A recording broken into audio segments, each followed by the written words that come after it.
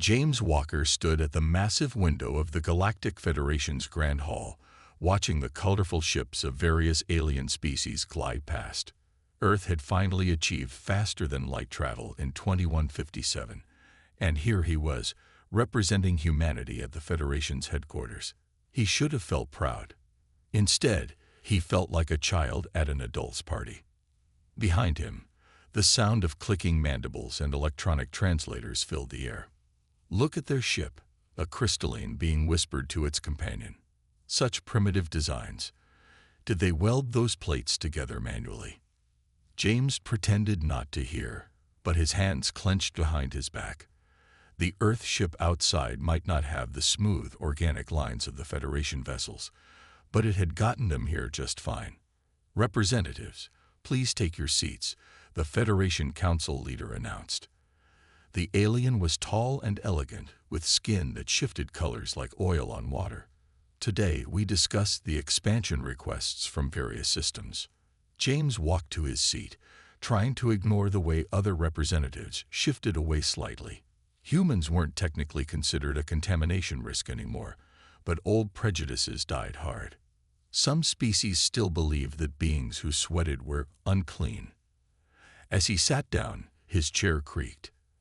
Everything in the chamber was designed for beings much lighter than humans, another reminder that they were the newcomers, the oddities, the cosmic joke.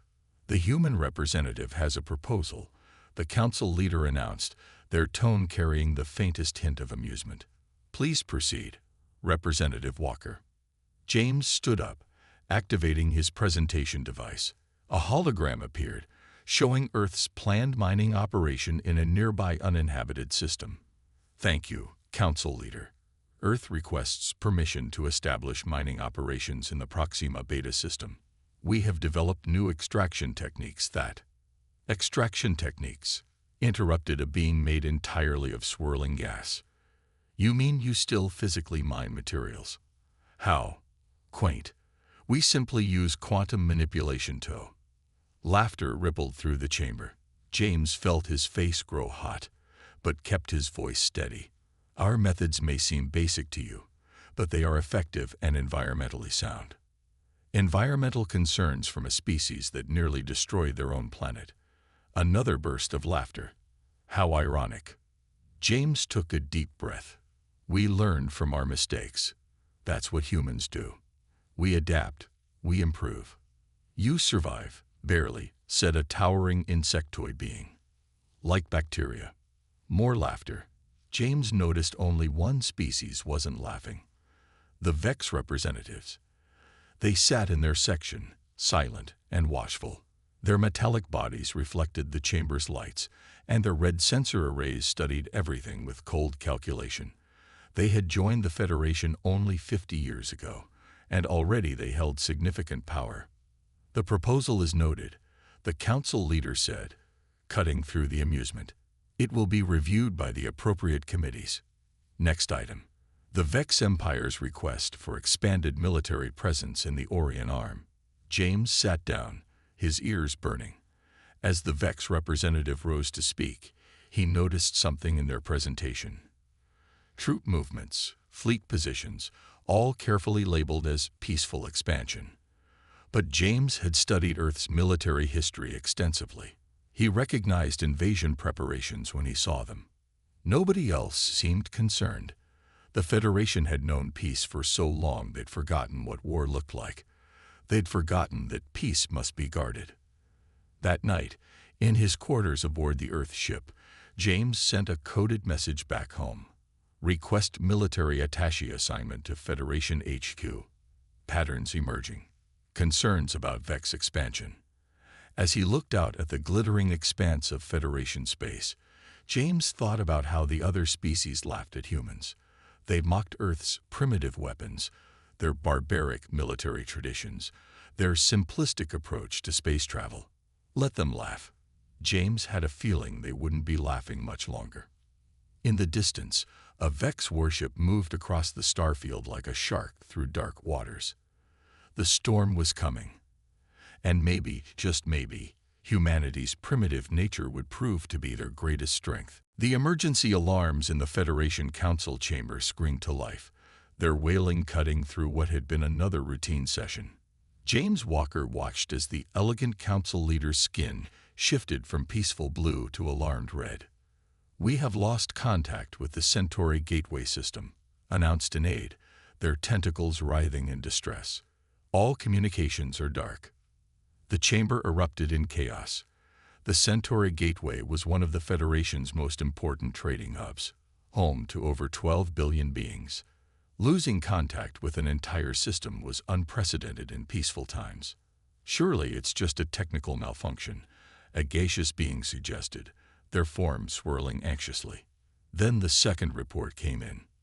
"The Rigel colony has gone dark." A pause. "And now the Orion trade station." James felt his military training kick in. 3 strategic points, all going dark at once. This wasn't a malfunction. This was an attack pattern. "The Vex," he said, standing up. "They're making their move." The chamber fell silent for a moment, then burst into dismissive laughter. "The Vex are valued members of the Federation," the council leader said. "They wouldn't dare." The massive display screen at the front of the chamber suddenly lit up. A Vex commander appeared, their metallic face emotionless, red sensors glowing. "Your Federation's time is over," the commander announced. "Your technologies are inefficient. Your species are chaotic. We will bring order." The screen went dark. In the following hours, reports flooded in. The Vex's ships had bypassed the Federation's most advanced shields like they weren't even there. Their weapons cut through the supposedly invincible defense platforms like paper. 3 major systems had fallen in less than a day. James rushed to the emergency meeting called by Admiral Rachel Stone, Earth's military attaché. He found her in a secure room, surrounded by holographic displays showing the Vex advance. "They're using basic invasion tactics," Rachel said as James entered. She was a tall woman with gray hair and eyes that had seen too many simulated wars, the kind we abandoned centuries ago because they were too obvious. "But they're working," James replied, studying the displays.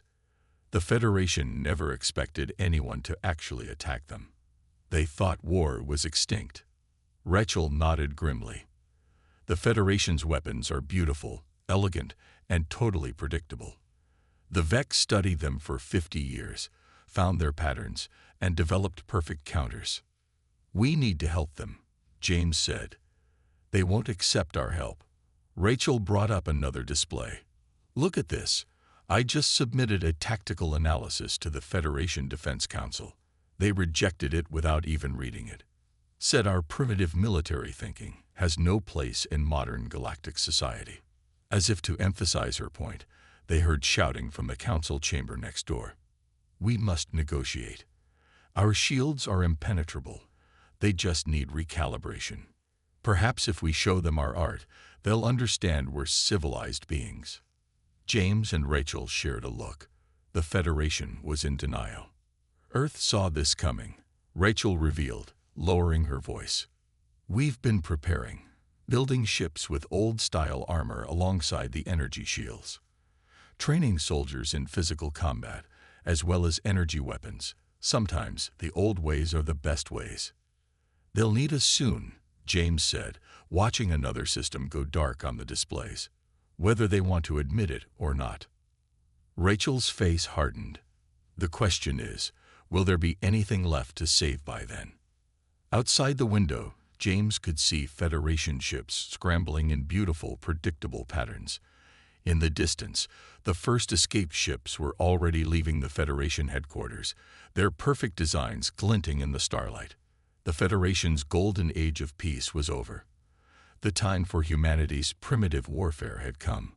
And somewhere out there, the Vex were about to learn that not all species would fall so easily. While the Federation Council argued about proper diplomatic responses to the Vex invasion, Earth was already moving.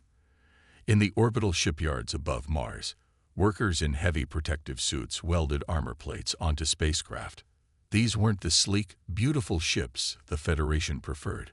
They were ugly, brutal things, built to take hits and keep fighting. James Walker watched the activity from the bridge of the Earth Defense Force flagship Iron Will. Next to him, Admiral Rachel Stone directed the preparations with calm efficiency. "All ships, report status," she commanded. "Battle Group Alpha, ready.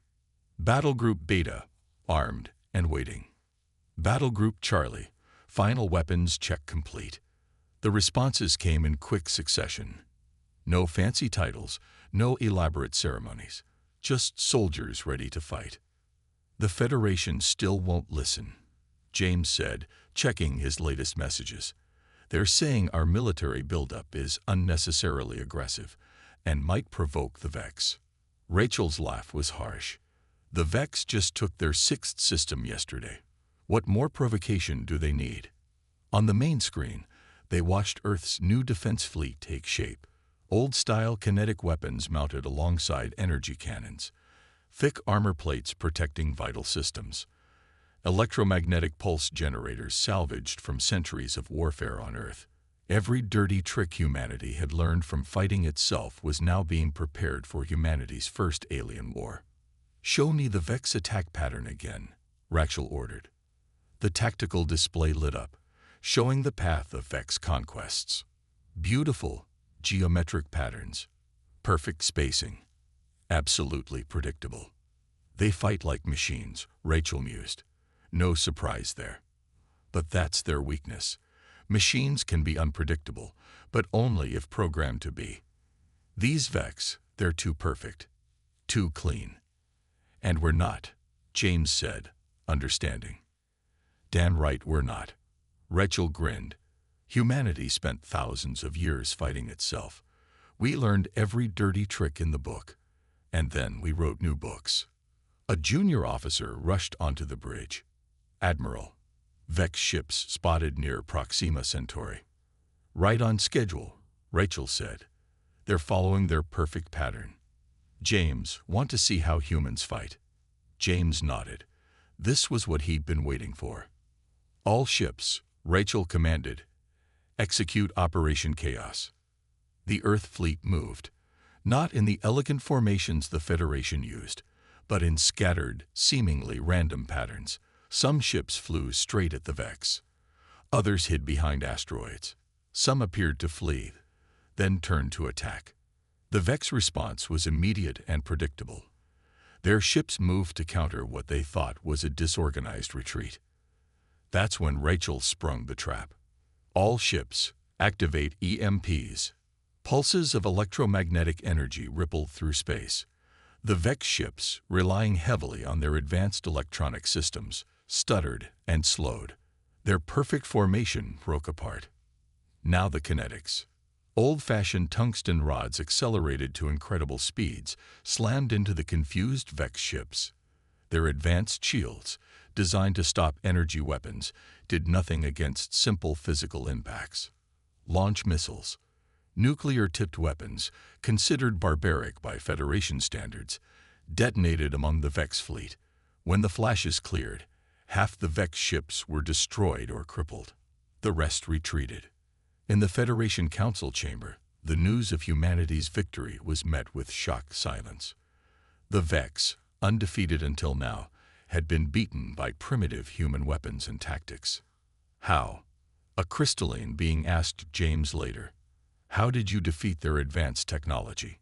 James thought about Earth's long, bloody history, about how every war had taught humanity new ways to fight, to survive, to win.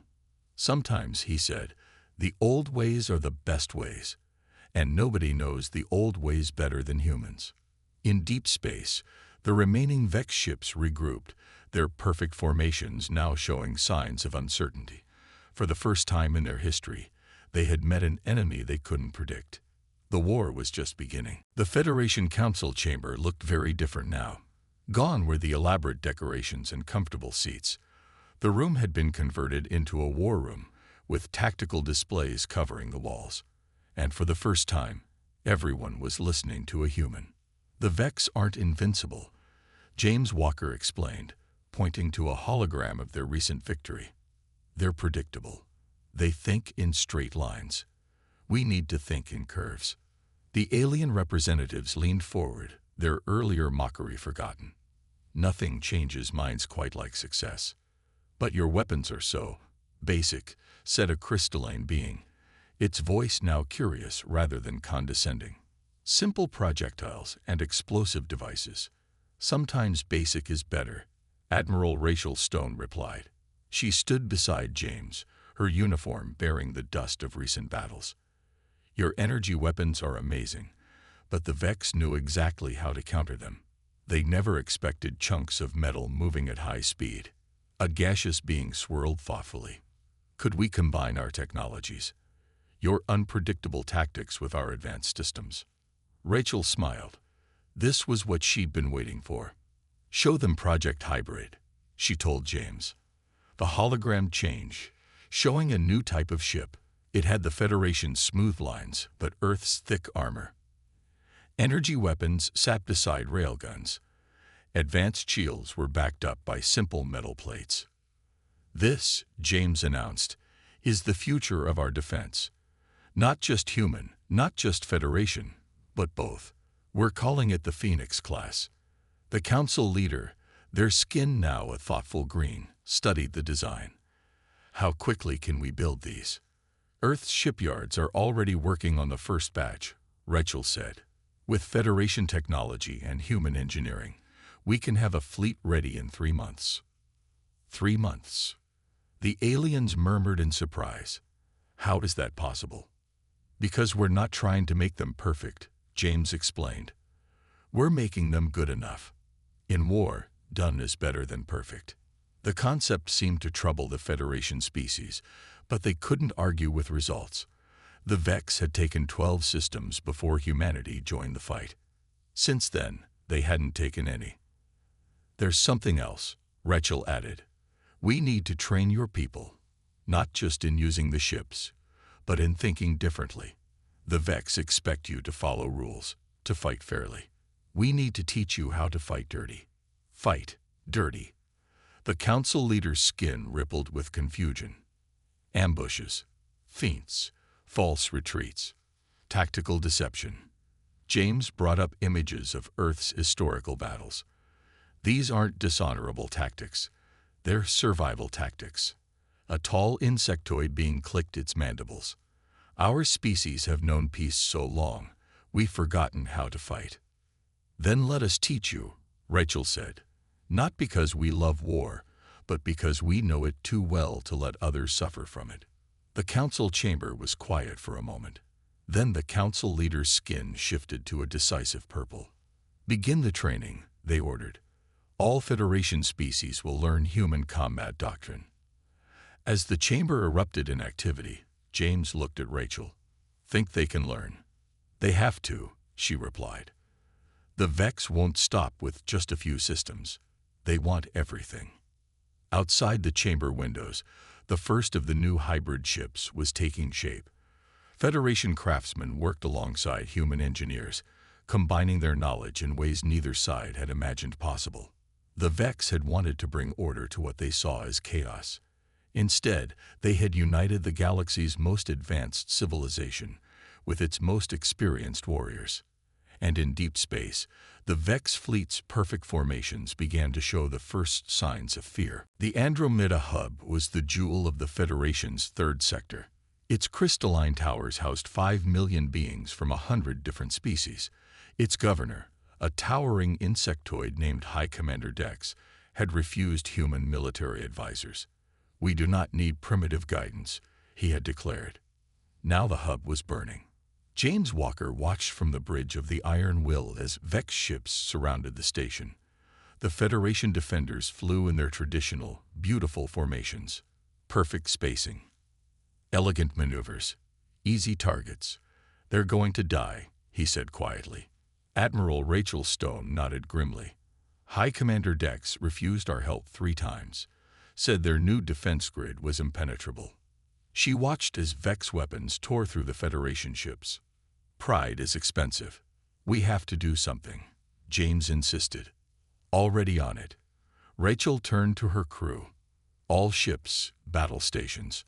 Operation Thunderstrike is go. The human fleet dropped out of hyperspace behind the Vex formation.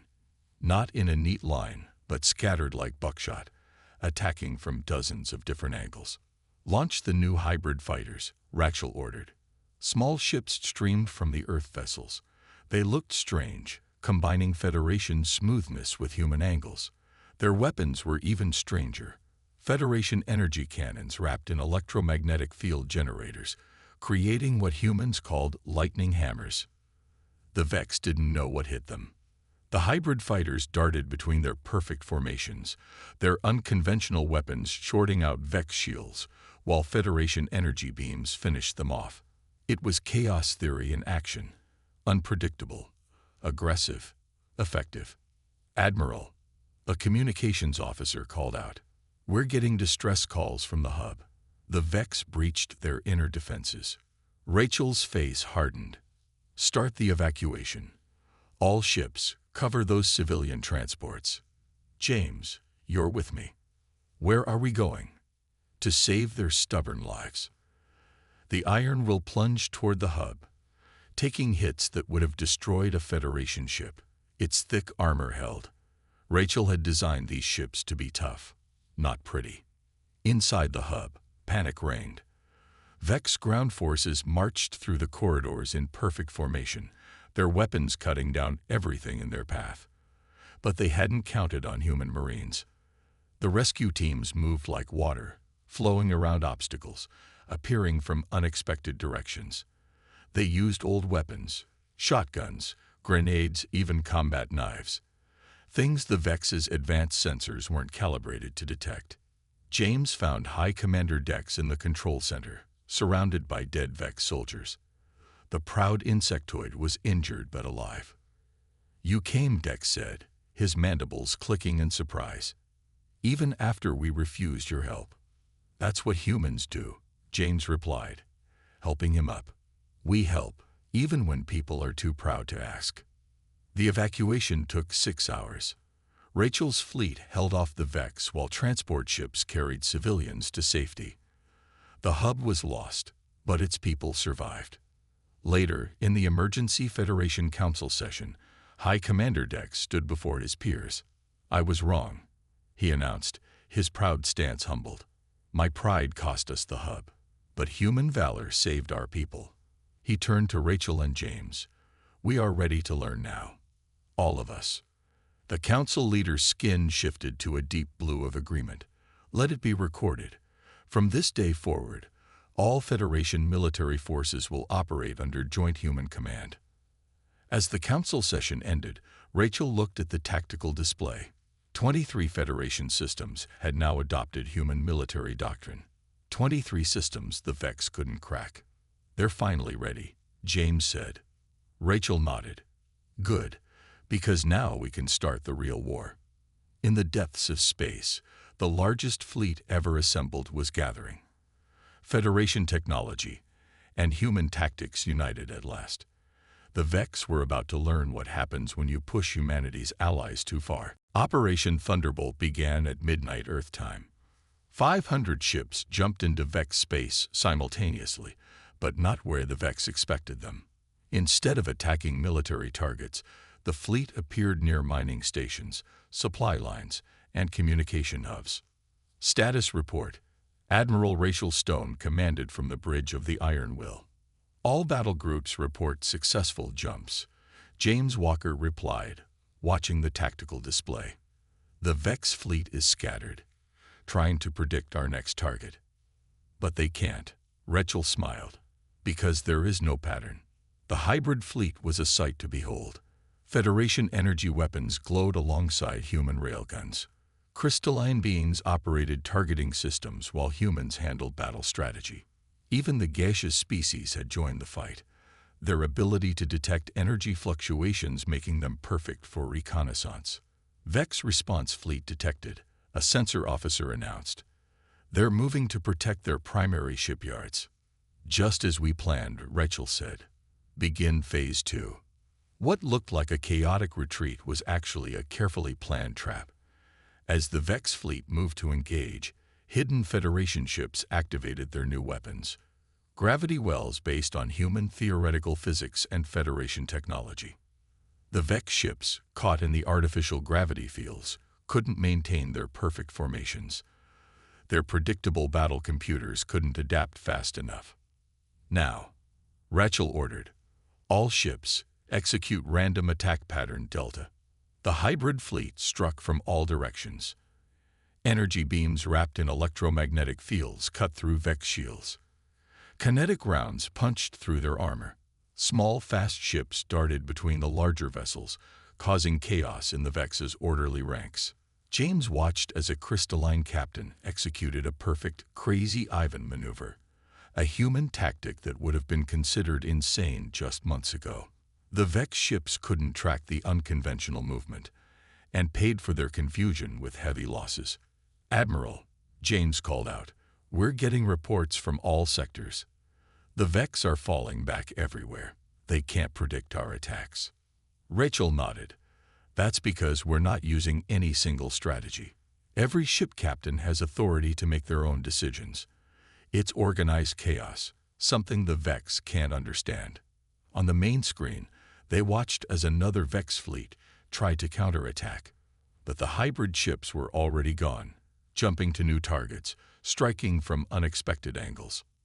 "Message from the Federation Council," a communications officer announced. "They say the Vex are pulling back from all occupied systems. They're retreating to their core worlds." A cheer went up from the bridge crew, but Rachel raised her hand for silence. "This isn't over," she warned.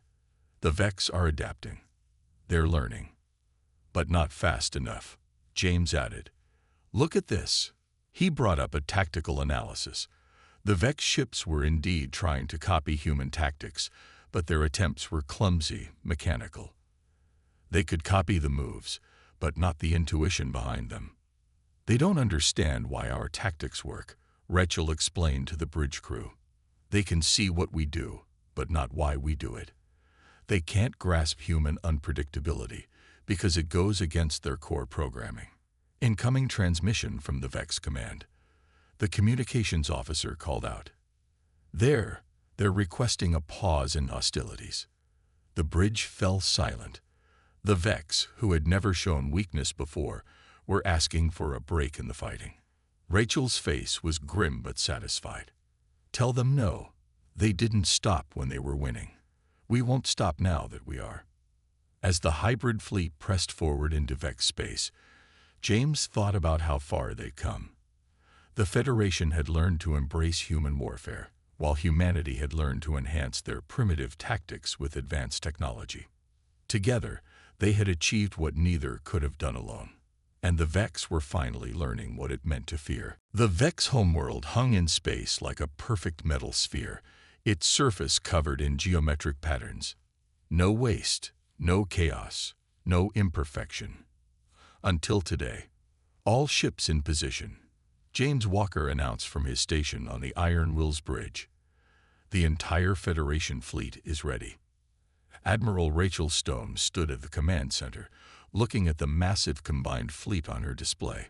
Federation ships flew alongside Earth vessels, their crews now working as one.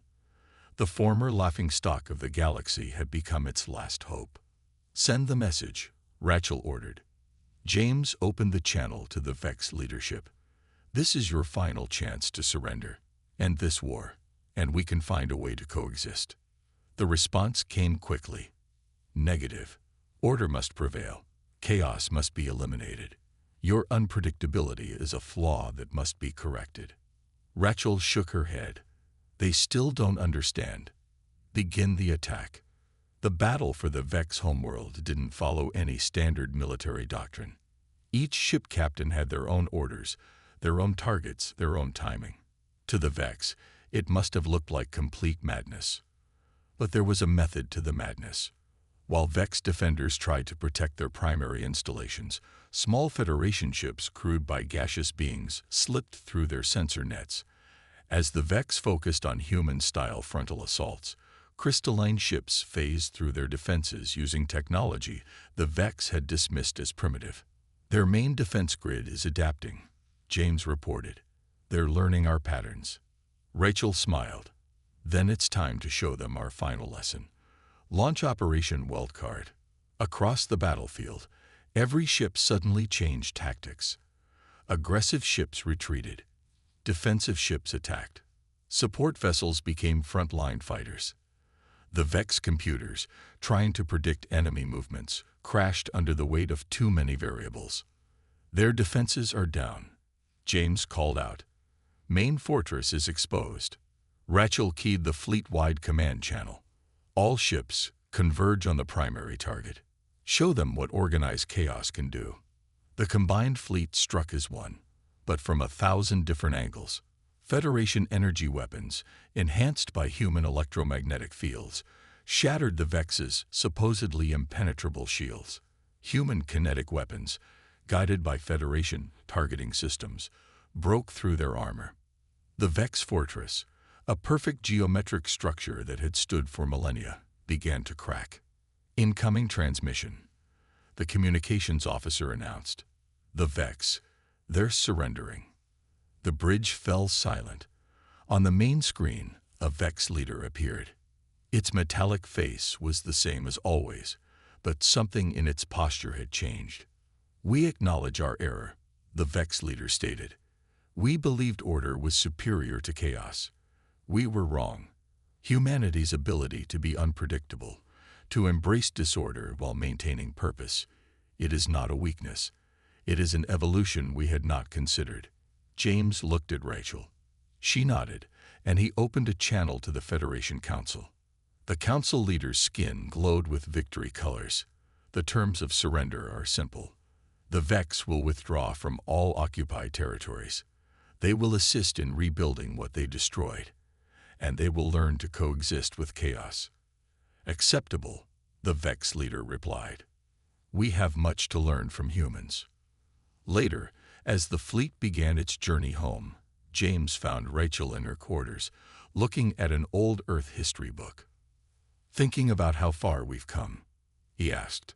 Thinking about how being underestimated was our greatest advantage, she replied. The galaxy laughed at us, called us primitive, mocked our ways. But when the crisis came, it was those primitive ways that saved everyone. James smiled.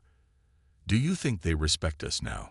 Rachel closed the book and looked out at the stars, where Federation ships flew proudly alongside Earth vessels. They don't just respect us, she said. They understand us. And that's worth more than respect. In the years that followed, humanity's position in the galaxy changed forever.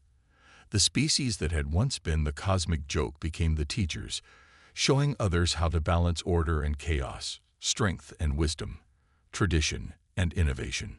And if any new threat ever arose, they would face not just humanity, but a galaxy that had learned to fight like humans. The Laughingstock had become the legend.